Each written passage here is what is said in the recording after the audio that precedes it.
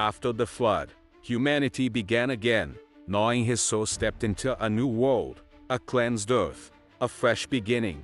But even after judgment, the human heart had not changed. Genesis 10:11 not just about nations, languages, or a tower. They are about something deeper.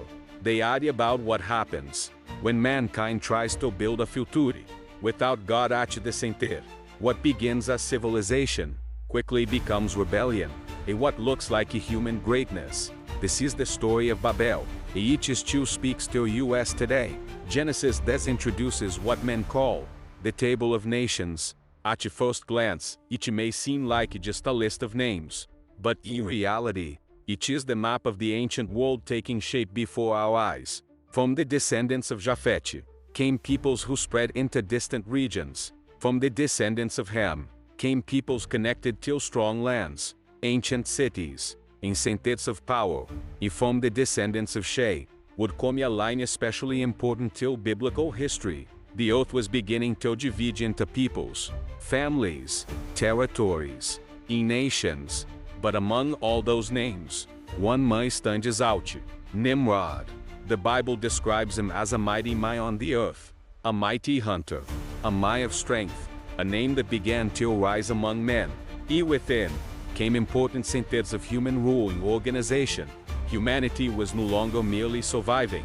It was structuring itself, organizing itself, strengthening itself. In that growing strength would soon reveal what was hidden in the heart of man.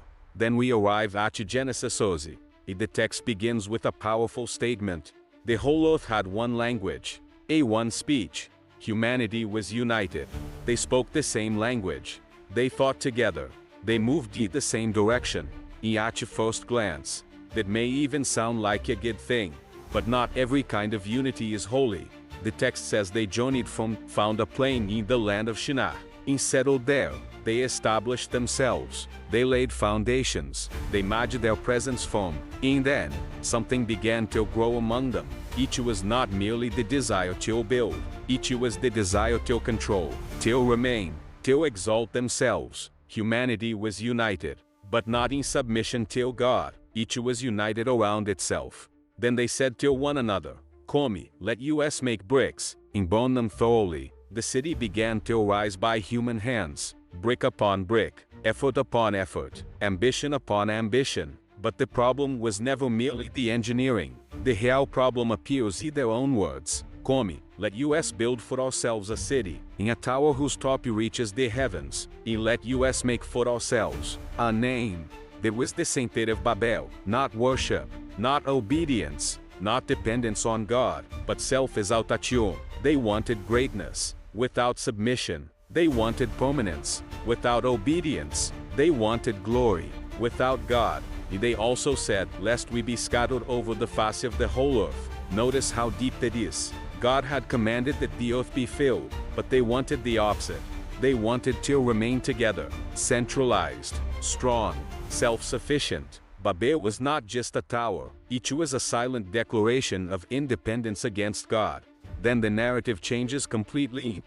After all the human ambition, all the greatness of the construction, all the exaltation of man, the text says something astonishing. Then the Lord came down. What a powerful contrast. The tower seemed to reach the heavens, in the eyes of men, but before God, it was still so small that he had to come down to see it. What looked colossal from a human perspective was nothing but dust before divine sovereignty. And God saw more than bricks, more than architecture, more than progress. He saw the heart.